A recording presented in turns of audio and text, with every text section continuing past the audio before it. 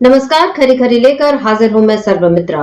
कांग्रेस अब एक बार फिर बड़ी तैयारी में जुट गई है कि किसी भी तरह जो उसकी सत्ता खोई है महाराष्ट्र में, हरियाणा में, उस पर वो वापसी कर सके। इसके लिए कांग्रेस ने आज एक बड़ी तैयारी कर ली है। अभी से कुछ देर में, मतलब लगभग 1 घंटे बाद कांग्रेस की CWC की बैठक होने वाली है और इस बैठक में कई अहम मुद्दों पर चर्चा की जाएगी। जो हार मिली है इन 2 राज्यों में, उसके कारणों पर तो चर्चा होगी ही, साथ ही इस बात की भी चर्चा होगी कि जो बेईमानी का खेल, तथाकथित तौर पर जो बेईमानी का खेल हुआ है चुनाव में, उस पर किस तरह से अब आगे बढ़ा जाए। क्योंकि अभी 2 दिन पहले कांग्रेस अध्यक्ष मल्लिकार्जुन खड़गे ने यह ऐलान किया ही था कि अब हम भारत जोड़ो यात्रा की तर्ज पर ईवीएम हटाने और बैलेट पेपर से चुनाव लड़ाने को लेकर हम एक नया आंदोलन खड़ा करने जा रहे हैं। और माना जा रहा है कि कांग्रेस आज इस पर भी चर्चा करेगी, बड़ी तैयारी करेगी ईवीएम हटाने को लेकर। और जहां कांग्रेस ये बड़ी तैयारी कर रही है, वहीं खबर ये भी है कि बीजेपी कहीं ना कहीं हार मानती हुई दिख रही है। क्योंकि आज बीजेपी को तय करना था कि महाराष्ट्र का मुख्यमंत्री कौन होगा। अभी लगातार बीजेपी में भी बैठकें चल रही हैं महायुति के नेताओं के साथ। देवेंद्र फडणवीस, एकनाथ शिंदे, अजित पवार, तमाम नेता आकर दिल्ली मिलकर चले गए अमित शाह से, उनके हाथों से गुलदस्ता ले लिया, तस्वीरें खिंचा ली, लेकिन अभी भी ये समझ में नहीं आ रहा है कि महाराष्ट्र का सीएम कौन होगा। और इस पर अब महागठबंधन के नेताओं ने मांग करनी शुरू कर दी है कि क्यों ना महाराष्ट्र में राष्ट्रपति शासन लगा दिया जाए। जब बीजेपी को, जब महायुति को इतना बड़ा मैंडेट मिला है, उसके बाद उसको सीएम का चेहरा तय करने में क्या दिक्कतें आ रही हैं। तो बीजेपी इस तरह से उलझनों में है और आज बीजेपी की और महायुति की एक बैठक महाराष्ट्र में होने वाली थी, लेकिन वो बैठक रद्द हो गई। क्यों रद्द हो गई, इसका कोई कारण अभी तक सामने नहीं आया है। और खबर यह है कि एकनाथ शिंदे, जो इस समय कार्यवाहक मुख्यमंत्री हैं, वो अपने गांव जाने की तैयारी कर रहे हैं। सतारा में उनका गांव है। तो क्या एकनाथ शिंदे नाराज हैं? क्या उनको किसी तरह का दबाव का सामना करना पड़ रहा है? क्या शिवसेना, उद्धव ठाकरे गुट ने जो कहा था कि उनको जल्दी समझ में आ जाएगा और वो अपना भुगतेंगे करनी का फल, क्या एकनाथ शिंदे के सामने अब वही सिचुएशन आ गई है? और नाना पटोले ने जो कहा था कि उनको समझ में आ जाएगा कि बीजेपी क्या चीज है, तो क्या एकनाथ शिंदे अब समझ रहे हैं कि बीजेपी आखिर क्या चीज है? तो ये तमाम चीजें इस समय सियासत में चल रही हैं, बहुत हलचल है। और इधर संसद में भी हलचल है। प्रियंका गांधी संसद पहुंच चुकी हैं। आज फिर राहुल गांधी के साथ ही वो गई, लेकिन संसद चल नहीं रही है क्योंकि संभल का मामला है, अदानी मुद्दा है। इन 2 मुद्दों के कारण बीजेपी के लिए अच्छा यही है कि वो संसद को ना चलने दे। तो किसी न किसी वजह से सत्र जो है उनमें व्यवधान हो रहा है और वो स्थगित किए जा रहे हैं। ये तमाम चालाकियां बीजेपी कर रही है, लेकिन अब बीजेपी की चालाकियों का तोड़ निकालने की तैयारी भी कांग्रेस की तरफ से हो रही है। जैसा मैंने अभी बताया कि कांग्रेस की CWC की बैठक अभी से कुछ देर में होगी और इसके लिए तमाम तैयारियां हो चुकी हैं। बहुत सारे मुद्दे हैं जिन पर चर्चा होगी।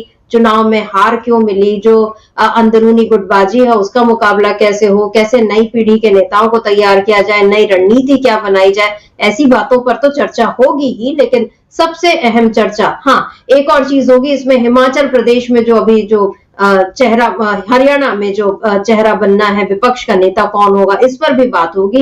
लेकिन सबसे अहम चर्चा शायद इसी पर होगी कि ईवीएम को लेकर नया आंदोलन कैसे खड़ा किया जाए। और ईवीएम को लेकर कांग्रेस जिस तरीके से तैयारी कर रही है, उससे अब बीजेपी खेमे में काफी बेचैनी दिख रही है। तमाम मीडिया जो बीजेपी को किसी भी तरह से सत्ता में बनाए रखना चाहता है, क्योंकि मीडिया में भी जिनका पैसा लगा है उनके लिए भी यही अच्छा है कि मोदी जो है वो सत्ता में बने रहे। तो मीडिया में भी इसी तरह की चर्चा, बार बार इस तरह की खबरें प्लांट हो रही हैं, इस तरह के आर्टिकल्स लिखे जा रहे हैं जिनसे ये संदेश जाए कि कांग्रेस जो हार रही है वो अपनी गलतियों से हार रही है, जनता उसको हरा रही है, ईवीएम का इसमें कहीं कोई दोष नहीं है।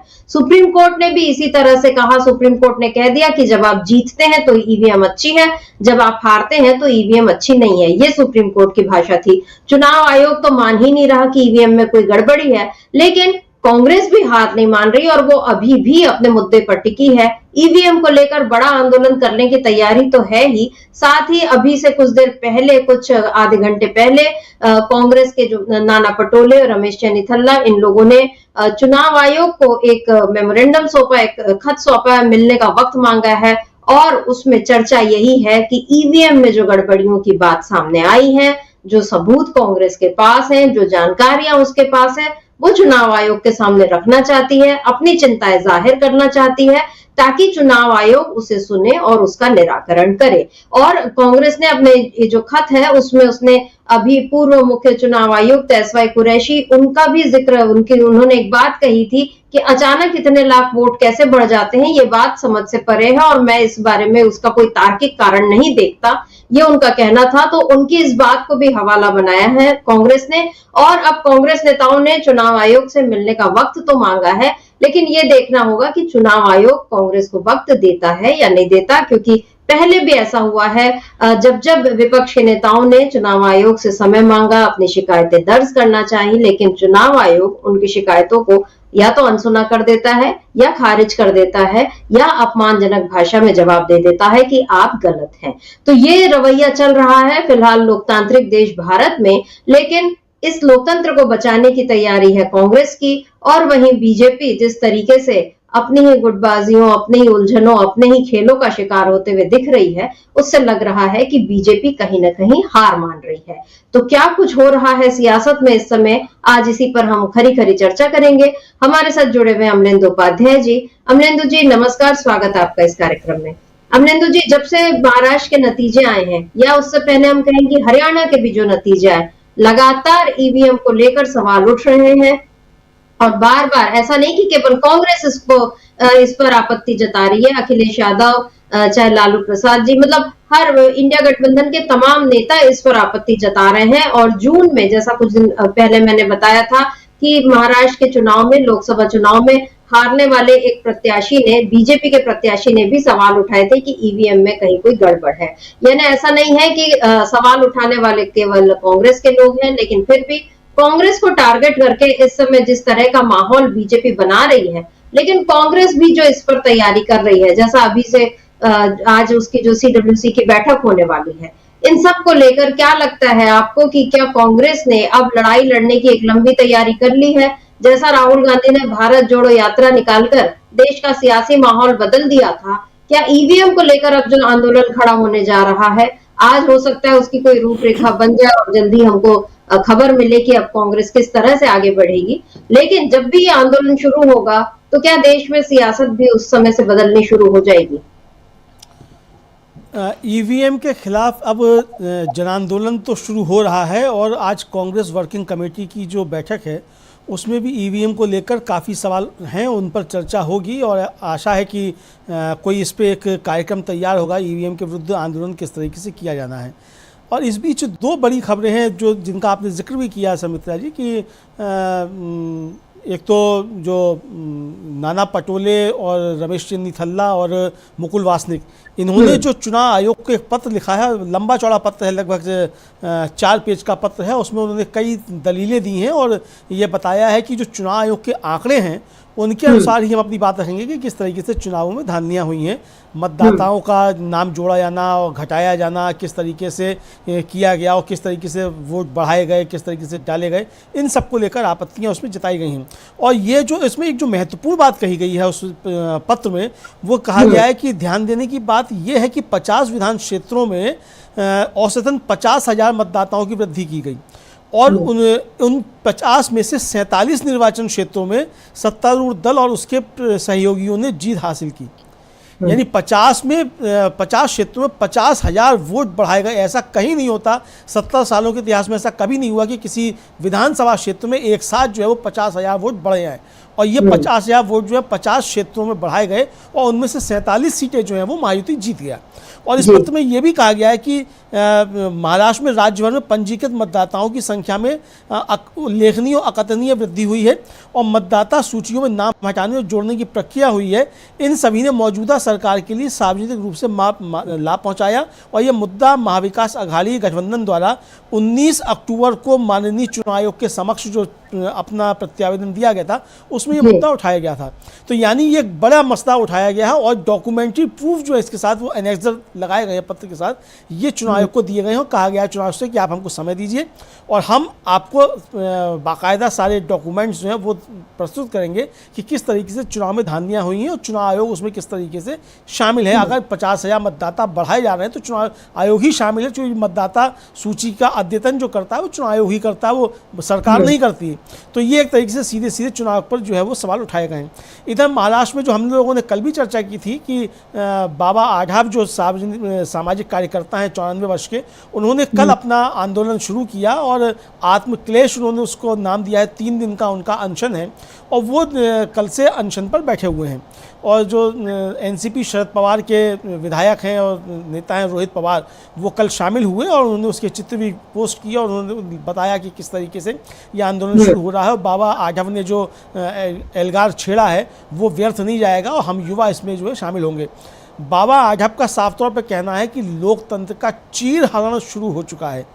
ये बाबा आढाव का साफ साफ कहना है कि लोकतंत्र का चीरहरण शुरू हो चुका है। और उन्होंने सवाल उठाए हैं कि वो 1952 से लगातार उस चुनावी प्रक्रिया का हिस्सा हैं और अब तक उन्होंने तमाम चुनाव देखे हैं, लेकिन इस चुनाव में जिस तरीके से भ्रष्टाचार हुआ है और पैसे का नंगा नाच हुआ है और चुनाव आयोग जिस तरीके से आंखें मूंद कर बैठा रहा है, उसको लेकर काफ़ी सवाल उठे हैं और ईवीएम मशीनों को लेकर भी उन्होंने सवाल उठाए हैं।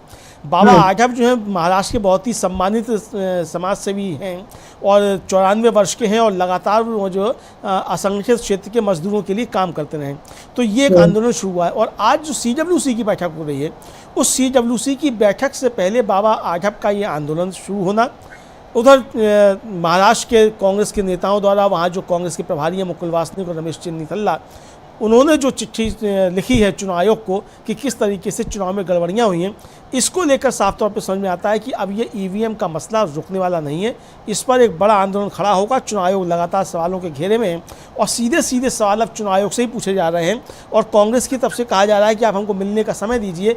चुनाव आयोग ने जो गड़बड़ियाँ की हैं उनके सबूत हम डॉक्यूमेंट्री प्रूफ, जो चुनाव आयोग के ही सबूत हैं, उनको दिखाकर हम साबित करेंगे कि किस तरीके से चुनाव में धांधलियाँ हुई। जी, चुनाव आयोग के लिए ये बहुत आसान रहता है कि कांग्रेस के आरोपों को कांग्रेस अगर 1 पन्ने की चिट्ठी लिखे तो बदले में वो 64 पन्ने की चिट्ठी लिखकर जवाब दे सकता है चुनाव आयोग और ये बोल सकता है कि आप जबरदस्ती का संदेह पैदा कर रहे हैं, क्योंकि हरियाणा चुनाव के वक्त यही किया था चुनाव आयोग ने। लेकिन अब जब उसके ही आंकड़ों के साथ अगर कांग्रेस सवाल उठाएगी तो क्या चुनाव आयोग जवाबदेही से बच सकेगा, ये देखना होगा। और इधर कांग्रेस ने जो तैयारी कर ली है ईवीएम को लेकर एक आंदोलन खड़ा करने की, तो इसकी रूपरेखा भी कैसे और क्या बनती है ये आज CWC की बैठक में शायद तय हो जाए।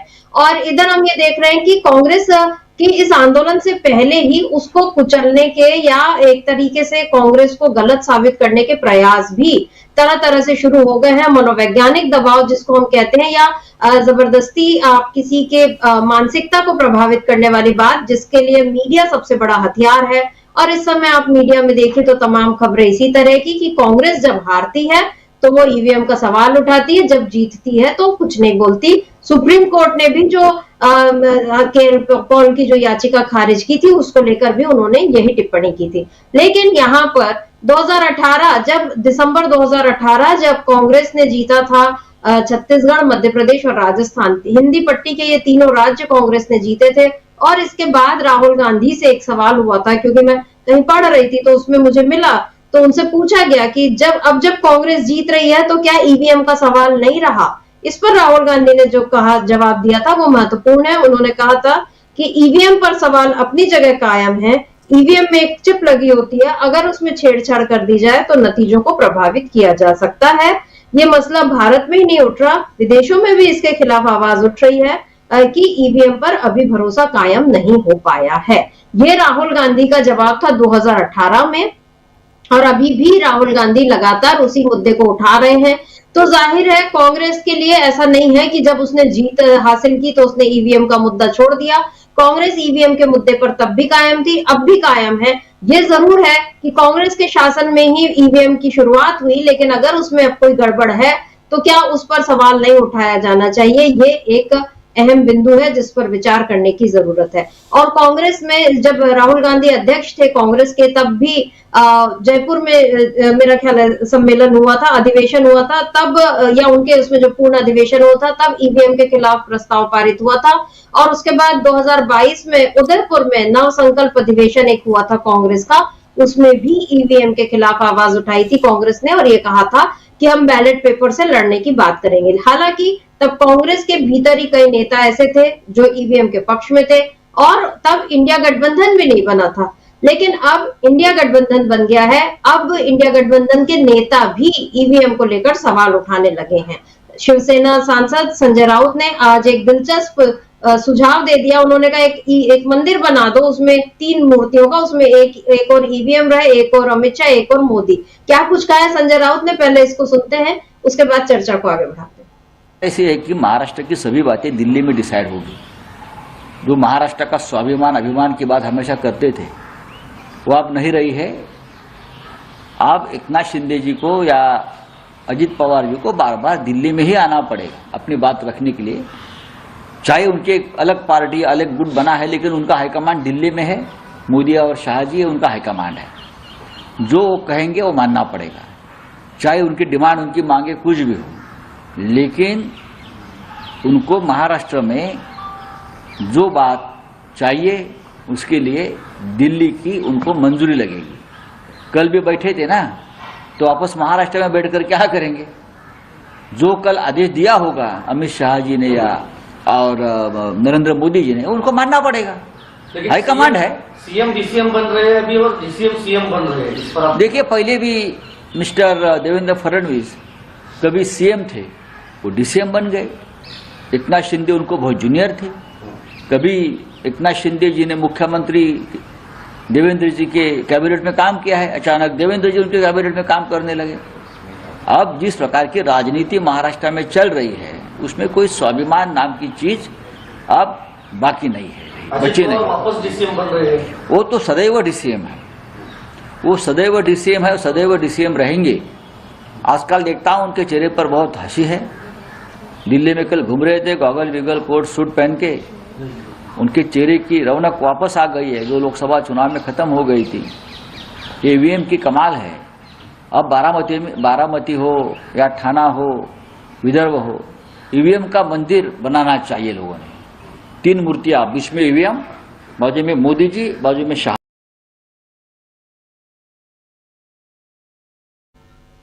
संजय राउत का करारा तंज कि एक 3 मूर्ति का मंदिर बन जाए, ईवीएम, और एक बाजू नरेंद्र मोदी, एक बाजू अमित शाह।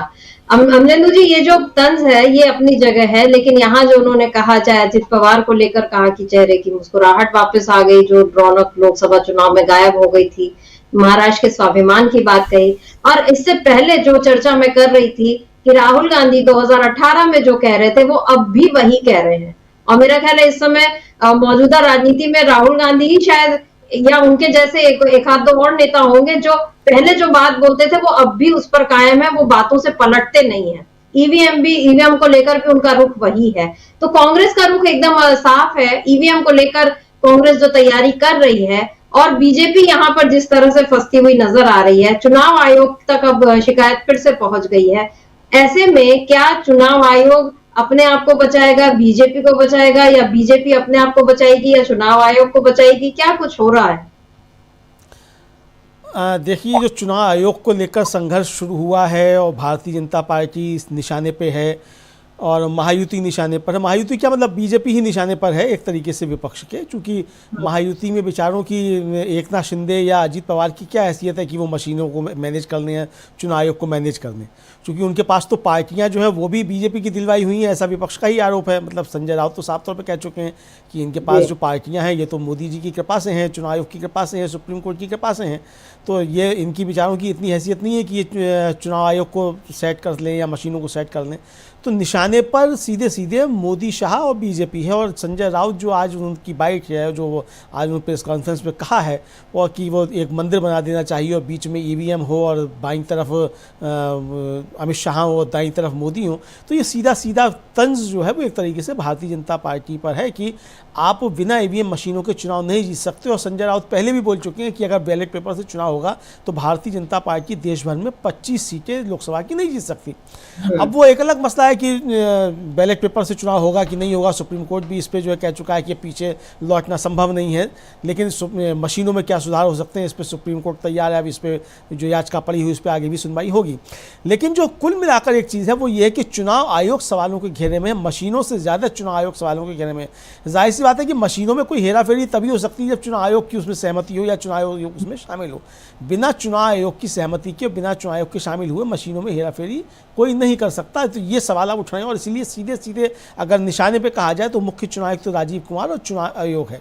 और इसीलिए जो लगातार संजय राउत ने भी जैसे कहा कि डी.वाई. चंद्रचूड़ जो चीफ जस्टिस रहे भारत के, उन पर भी उन्होंने निशाना साधा था कि इसके लिए डी.वाई. चंद्रचूड़ जो है वो जिम्मेदार हैं, वो इसके लिए हैं, चूँकि उन्होंने ही जिस तरीके से महाराष्ट्र की सरकार को, जो अवैध सरकार को सुप्रीम कोर्ट ने कहा उसको चलने दिया।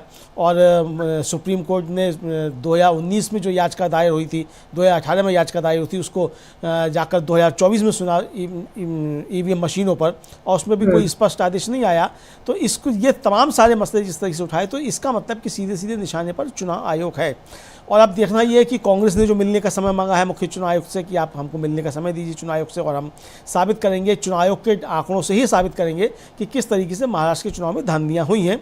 और उन्होंने सारा उसमें एनेक्सर लगाकर साबित किया है कि किस तरीके से क्या क्या धांधलियाँ हुई। एक एक विधानसभा क्षेत्र में अगर 50-50 हज़ार वोट बढ़ाए जा रहे हैं और उनमें से 47 सीटें जो है वो जीत जाती है भारतीय जनता पार्टी, तो सवाल है। इधर जो कांग्रेस के प्रवक्ता है गुरदीप सिंह सप्पल, उन्होंने भी आज एक ट्वीट किया है और एक उस ट्वीट में उन्होंने बताया है कि जो तुलजापुर क्षेत्र है, कोई विधानसभा क्षेत्र है महाराष्ट्र में, वहाँ का एक जो निर्वाचन पंजीकरण अधिकारी है उसने एक FIR दर्ज कराई है। उसने FIR में बताया कि 10 दिनों में 1000 नए वोट जो थे वो बढ़ाने के लिए ऑनलाइन आवेदन किया गया, जो ऐप है उसका निर्वाचन आयोग का, उसके ज़रिए। और उसने ये पाया कि उन 1000 में सब जो थे वो फर्जी थे, फर्जी आधार कार्ड लगाए गए उसमें, और जो नाम पते कुछ और थे, और जो पते दिए गए उन पतों पर जब जाके जांच की गई तो वो लोग वहाँ मौजूद ही नहीं थे जो दिए गए थे। यानी एक बड़ा घपला जो है किस तरीके से बढ़ाया गया। और ये चुनाव आयोग का अधिकारी जो है, निर्वाचन पंजीकरण अधिकारी, वही जो है वो FIR दर्ज करा रहा है कि ये फर्जी जो थे 1000 वोट डलाने के लिए आवेदन दिए गए थे। अब एक विधानसभा क्षेत्र में तो 1000 वोट मालूम पड़ गए 10 दिनों में आए। कहा यह जा रहा है कि 5 महीने में 47 लाख जो है नए मतदाता जोड़े गए 5 महीने में।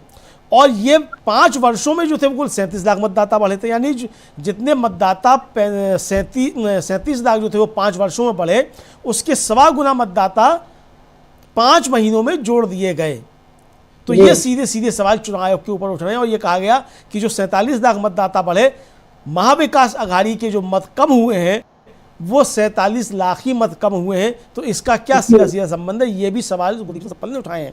तो यानी चुनाव आयोग को लेकर अब काफ़ी ज़्यादा सवाल हैं। और आज जो कांग्रेस की तैयारी है, जो CWC की बैठक हो रही है, उसमें भी इन सारे मसलों को उठाया जाएगा। चूँकि गुरदीप सिंह सप्पल ने अगर 2 ट्वीट इस तरीके से किए, एक कल किया और एक आज किया, तो ये सीधे सीधे संकेत देते हैं कि CWC की बैठक में इन धांधलियों को लेकर भी चर्चा होगी और कोई एक रूपरेखा तैयार की जाएगी कि किस तरीके से आंदोलन किया जाए। चूँकि मल्लिकार्जुन खड़गे ने जब संविधान दिवस पर जो तालकटोरा स्टेडियम में कांग्रेस का कार्यक्रम था, उसमें साफ तौर पे कहा कि अब हमको EVM से चुनाव नहीं चाहिए। तो यहाँ मसला सिर्फ EVM नहीं है, चुनाव आयोग जिस तरीके से मतदाता सूचियों में गड़बड़ झाला कर रहा है, ये भी अब सवालों के घेरे में है और इसको लेकर भी एक आंदोलन तैयार शुरू हो रहा है।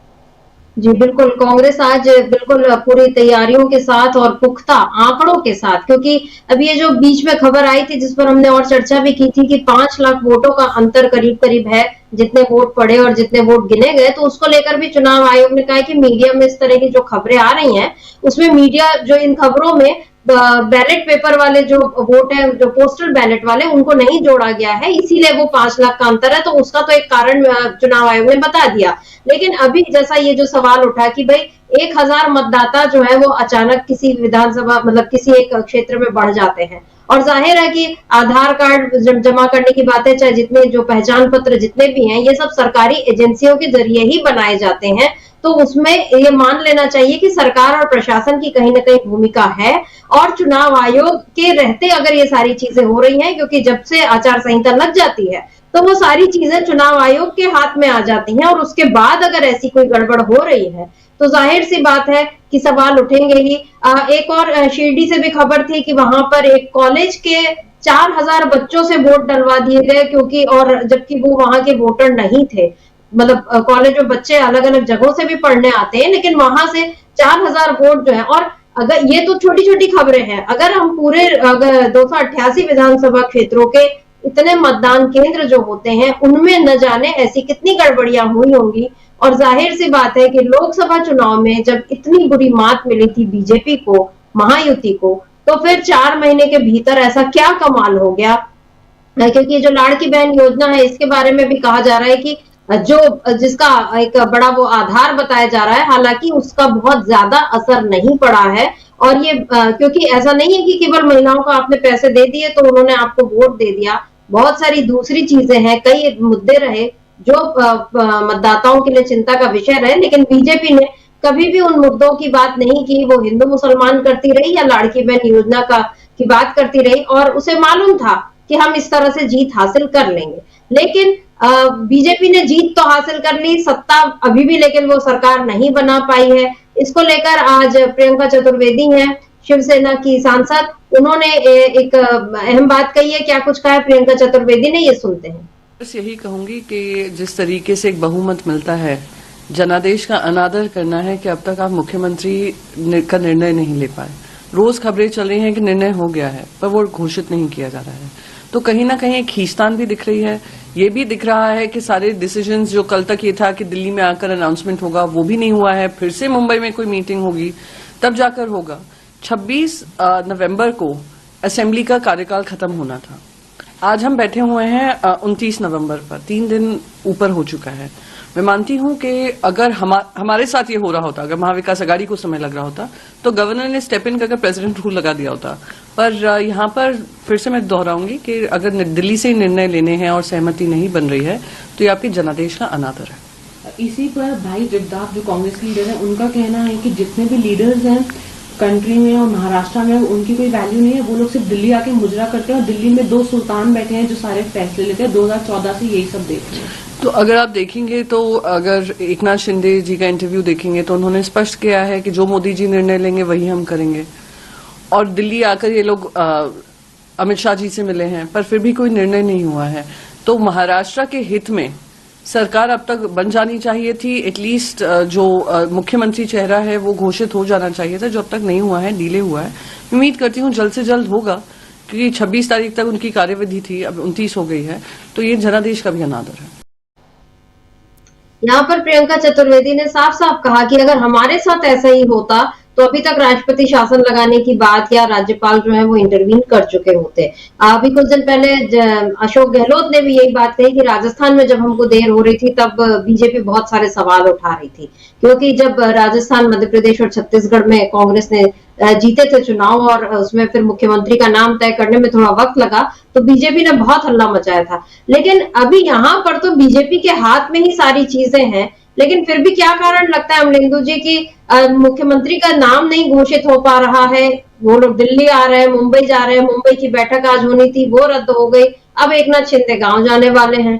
क्या मतलब ये सारी बातें किस ओर इशारा कर रही हैं? क्या बीजेपी जो है वो जीत कर भी हारती हुई नजर आ रही है? महाराष्ट्र में तो साफ तौर पर यही दिख रहा है कि भारतीय जनता पार्टी जीत कर भी हारी है, और एकनाथ शिंदे और अजीत पवार तो निश्चित तौर पर जीत कर भी हारे हैं, क्योंकि दोनों ही जो है वो बीजेपी को ब्लैकमेल करने की किसी भी तरीके की स्थिति में नहीं है, कोई दबाव बनाने की स्थिति में नहीं है। और दोनों एक हो नहीं सकते हैं, ये भी है कि दोनों एक हो नहीं सकते हैं। और चूँकि एक को अब बीजेपी वही खेल कर दी जो हम लोग बचपन में कहानी पढ़ी है कि वो बिल्लियाँ 2 लड़ रही थी, वो और वो बंदर आया, उसने बंदरबाज किया, कि दोनों का तो वही हिसाब जो इस समय हो रहा है। लेकिन एकनाथ शिंदे ने फिलहाल जो है वो मुझे लगता है कि शायद पेच तगड़ा फंसा दिया है, क्योंकि भारतीय जनता पार्टी के सामने संकट एकनाथ शिंदे ने बड़ा खड़ा कर दिया है। और वो संकट ये है कि अगर एकनाथ शिंदे नहीं बनते हैं तो बीजेपी को कोई मराठा नेता जो है उसको मुख्यमंत्री बनाना होगा या किसी ओबीसी को बनाना होगा। देवेंद्र फडणवीस जो है वो नहीं चल पाएंगे। एकनाथ शिंदे ने इतना तो कम से कम लगता है कि फंसा दिया है। और इसलिए लगता है कि अगर एकनाथ शिंदे नहीं बनते हैं मुख्यमंत्री और देवेंद्र फडणवीस बनाए जाते हैं, तो एक तो जो विनोद तावड़े का प्रकरण हुआ उसमें जो क्षितिज ठाकुर थे जिन्होंने पकड़ा था वो मामला, उन्होंने साफ तौर पे कहा था कि उनको बीजेपी के एक बड़े नेता ने बताया कि वहाँ होटल में इस तरीके से चल रहा है और जाकर काम करो।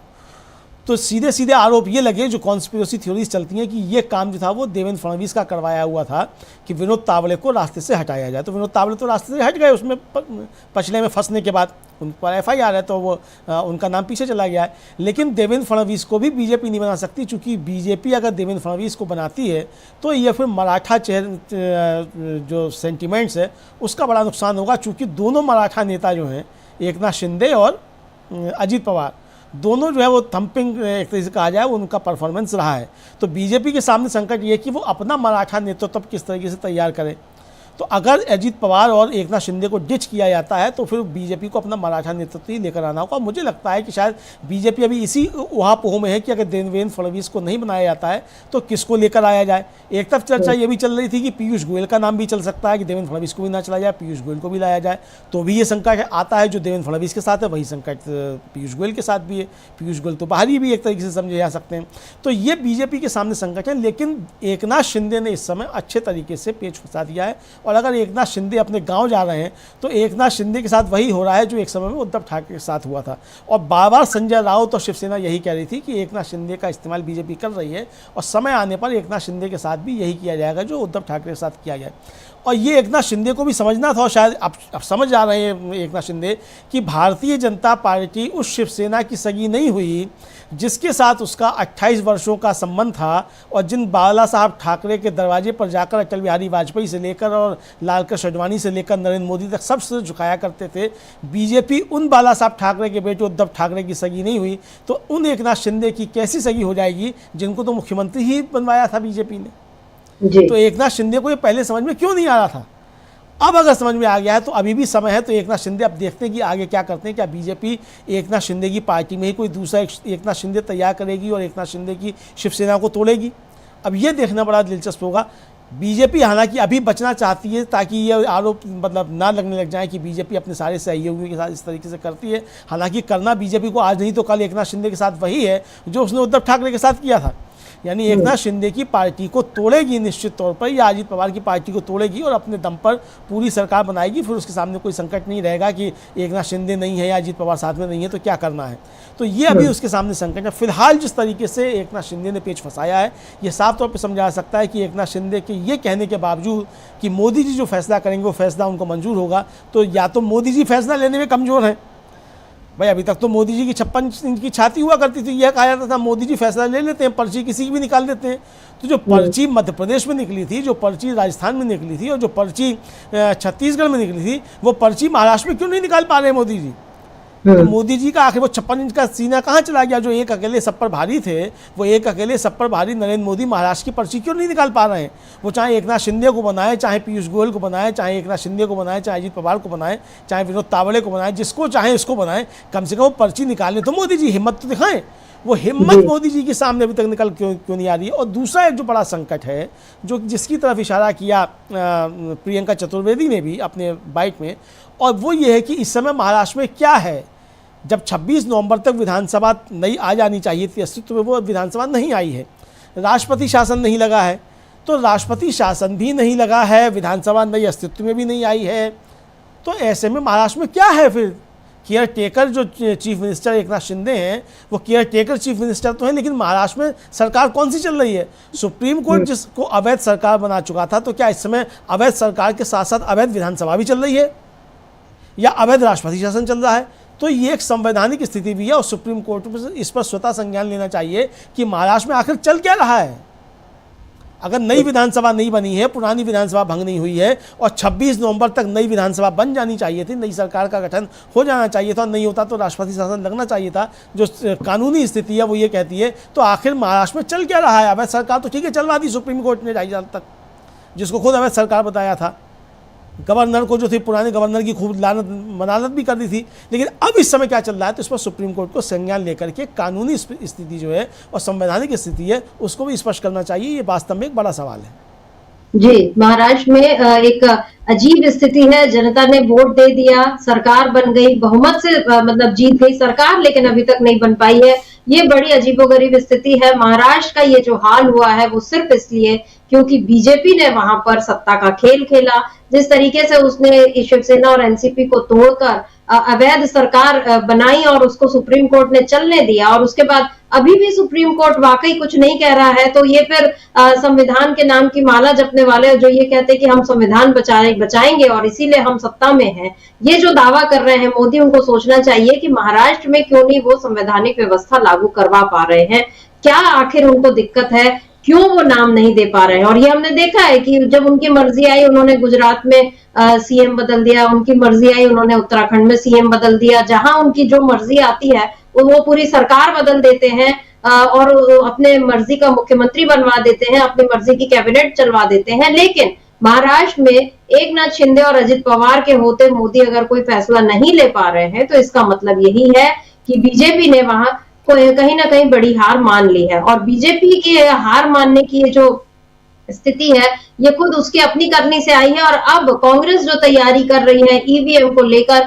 और उसमें इंडिया गठबंधन जिस तरीके से उसके साथ आता हुआ दिख रहा है। आज लालू प्रसाद ने एक बड़ी बात कही, क्योंकि अब हरियाणा और महाराष्ट्र तो बीत गए हैं और इन पर हमको नहीं मालूम कि चुनाव आयोग कितनी सुनवाई करेगा नहीं करेगा, लेकिन आने वाले जो चुनाव है बिहार और दिल्ली, इनको लेकर भी अब विपक्ष जो है और सावधान हो गया है। क्या कुछ कहा है लालू यादव ने, सुनते हैं। अगले साल चुनाव जो आएगा उसमें हमारी पार्टी जीतेगी, बहुमत आएगा। उन्होंने बोला है कि इस चुनाव नीतीश कुमार की लीडरशिप के अंदर होंगे, ऑपोजिशन ऐसा कह रही है। जिनकी वजह से हो मैंने हमारी पार्टी जीतेगी। नीतीश को तो देखा है, देखेंगे। और अभी जो लगातार ईवीएम पर सवाल उठाए जा रहे हैं, उस पर आप क्या कहेंगे? वो कह रहे हैं कि बैलेट पेपर से चुनाव होने चाहिए। हाँ, बैलेट पेपर से होना चाहिए। ठीक। लालू जी ने कम बोला, लेकिन जो बोला उसका संदेश मेरा ख्याल है बिहार के लोग समझ रहे होंगे। उन्होंने कहा कि नीतीश के बारे में क्या कहें और बैलेट पेपर से चुनाव होने चाहिए। अमरेंदु जी, नीतीश कुमार भी इस बात को सुन रहे होंगे, क्योंकि उनके लिए अभी भी मेरा ख्याल है सबसे बड़ा डर जो होगा वो लालू जी और तेजस्वी यादव को लेकर ही होगा। अभी उन्होंने तय कर लिया कि वो इधर ही रहेंगे, उधर अब नहीं जाएंगे। लेकिन ये जो हाल हो रहा है बीजेपी का, कि बीजेपी ने महाराष्ट्र में कह दिया कि बिहार फॉर्मूला नहीं चलेगा और इसीलिए नहीं बने एकनाथ शिंदे मुख्यमंत्री, देवेंद्र फडणवीस भी नहीं बन पा रहे हैं और आज बैठक भी नहीं हो रही है, और जो कार्यवाहक सीएम है वो भी अब अपने गांव जा रहे हैं। तो पता नहीं महाराष्ट्र में तो क्या हाल हो रहा है, लेकिन बिहार में अब चुनाव की तैयारी हो गई है। और उसमें ये जो लालू जी ने कहा है इंडिया गठबंधन, क्या यहाँ भी, क्योंकि लोकसभा में उसको नुकसान हुआ यहाँ पर, लेकिन फिर भी अब तेजस्वी यादव और लालू जी और राहुल गांधी ये सब मिलकर ईवीएम को लेकर यहाँ अगर मुद्दा खड़ा करते हैं, तो फिर किस तरह से नीतीश बचा पाएंगे अपनी सरकार और किस तरह से बीजेपी बचा पाएगी बिहार को।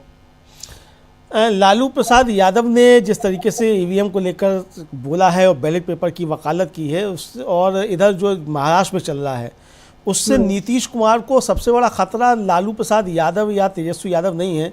नीतीश कुमार को सबसे बड़ा खतरा नरेंद्र मोदी और भारतीय जनता पार्टी ही है। क्योंकि अगर महाराष्ट्र में बिहार मॉडल नहीं चला है और साफ कह दिया बीजेपी ने नहीं चलेगा, तो बिहार में भी बिहार मॉडल नहीं चलेगा। बीजेपी इसकी तैयारी कर रही होगी जी। अगर महाराष्ट्र में जिस तरीके से चीज़ें आ रही हैं, एक एक विधानसभा क्षेत्र में 50-50 हज़ार वोट बढ़ा लिए गए और 50 क्षेत्रों में बढ़ाए गए और वहाँ 47 सीटें बीजेपी के साथ ही जीत गए, तो ऐसा फिर बिहार में भी करेगी इसका मतलब। और ये सीधा सीधा संकेत नीतीश कुमार को भी होगा कि आप भी अब सुधर जाइए, अब आपको जो हम नहीं अब ज़्यादा अपने कंधे पर ढोएंगे। हो सकता है बीजेपी संदेश देना चाहती हो। तो इसीलिए बाबा नीतीश कुमार की तरफ से जो कहा जा रहा है कि अब हम कहीं नहीं जाएंगे छोड़ के, हमसे गलती हो गई थी और फला नेता की वजह से चले गए थे और फला नेता की वजह से चले गए थे, ये सब जो कह रहे हैं, तो ये संदेश शायद नीतीश कुमार को भी चला गया होगा। तो नीतीश कुमार को सबसे बड़ा खतरा जो इस समय है वो लालू प्रसाद यादव और तेजस्वी यादव से तो जो है ही, चूँकि वो उनके प्रतिद्वंदी हैं। और जाहिर सी बात है कि लालू प्रसाद यादव अगर कह रहे हैं कि हमारी सरकार बनेगी, नीतीश के बारे में क्या कहें, तो वो उनकी अपनी एक टिप्पणी है और नीतीश कुमार समझ रहे हैं कि नीतीश कुमार के बारे में क्या कहा जाए।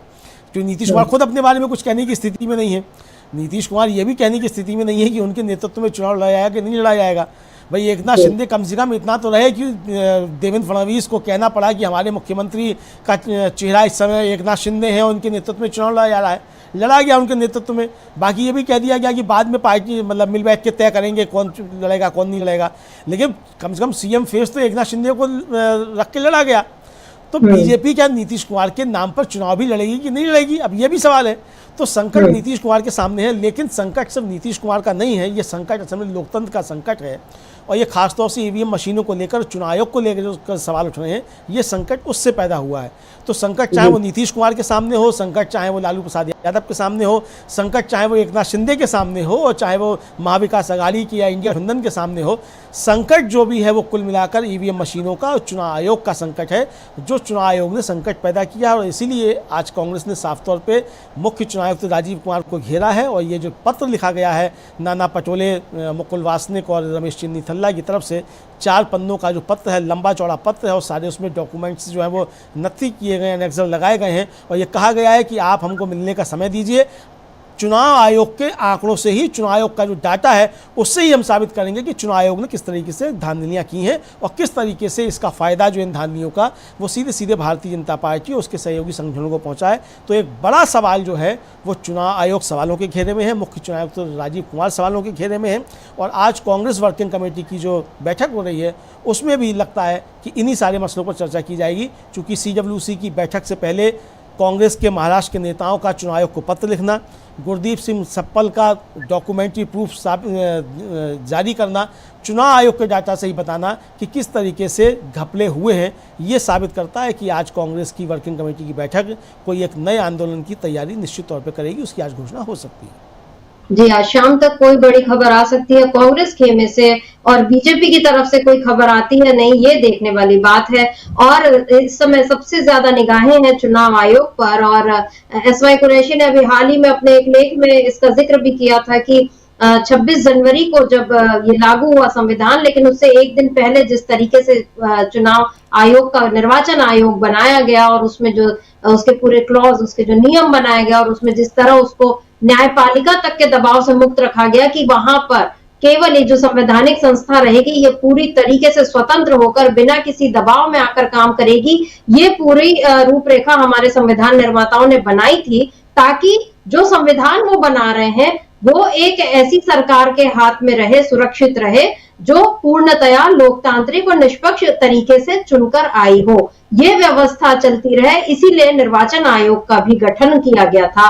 लेकिन आज उसी निर्वाचन आयोग पर सबसे ज्यादा उंगलियां उठ रही हैं। बीजेपी का खेल तो जाहिर है, खुला खेल है कि उसको सत्ता में आना है, तो इसके लिए चाहे वो विधायकों को तोड़े, चाहे वो ईवीएम में टेम्परिंग कराए, चाहे वो कोई और किस्म की छेड़छाड़ करे, लेकिन ये सारी चीजें तभी होंगी, चाहे वोटर लिस्ट में नाम जुड़वाना है या ईवीएम को में अगर कोई गड़बड़ करना है या आचार संहिता उल्लंघन होते हुए देखकर भी आंखें मूंद लेना है, ये सारी जिम्मेदारियां, ये सारे काम तो चुनाव आयोग ही कर रहा है। तो जाहिर है जवाबदेही उसी पर बनती है। और अब देखना है कि कांग्रेस जब आज अपनी ये तैयारी करेगी बड़े आंदोलन की, तो उसमें चुनाव आयोग फिर किस तरीके से अपनी भूमिका के साथ न्याय कर पाएगा या उसके बारे में सोचेगा। तो अमरेंदु जी, आज इस चर्चा को हम यहीं रोकते हैं। आपका बहुत बहुत शुक्रिया, और शुक्रिया आप तमाम दर्शकों का जो आप हमारे साथ जुड़े और आपने इस चर्चा को ध्यान से सुना।